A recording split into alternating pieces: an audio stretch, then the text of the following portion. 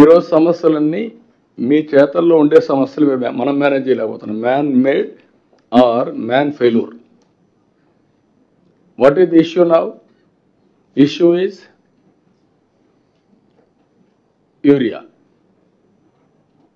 ఎప్పుడైనా సరే యూరియా వచ్చినప్పుడు ఆ యూరియా ఇష్యూని ప్రాపర్గా ప్లాన్ చేసి ప్రాపర్గా డిస్ట్రిబ్యూషన్ చేస్తే it is not an issue. ఎప్పుడైతే మనం ఫెయిల్ అయ్యాం అది చేసినప్పుడు కరెక్ట్గా ఏ రైతుకి ఎంత ఇవ్వాలో అంత ఇవ్వాలి. ఇప్పుడు అన్ని డిపార్ట్మెంట్లో నేను వచ్చిన ప్రక్షాళన చేశాం. యూరియా సప్లైలో ప్రక్షాళన చేయాలి.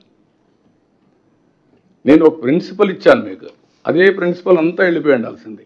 ఆవిడ వెళ్ళలేదు, వెళ్ళకపోతే అది ఒక ఇష్యూ అయింది. నెంబర్ 2, నేచురల్గా మనం ప్రొడక్షన్ పెంచుతున్నాం, వాటర్ ఇస్తున్నాం, హార్టికల్చర్ ప్రొడ్యూస్ పెరిగిపోతుంది. ఒకప్పుడు మదనపల్లి ఏరియాలో నీళ్లు లేకుండా కరువులో వచ్చే పంట టమోటా. జనవరిలో వేసేవాళ్ళు, ఆ మంచుకు వచ్చేది. ఇప్పుడు నీళ్లు ఇస్తున్నాం, నీళ్లు ఇచ్చినప్పుడు ఏమవుతుంది? ఈల్డ్ ఎక్కువ అవుతుంది. ఈల్డ్ ఎక్కువ అయినప్పుడు మార్కెట్ సెర్చ్ చేయాలి మీరు. That is your responsibility. Variety మార్చాలా, అక్కడ ఫెయిల్ అవుతున్నాం.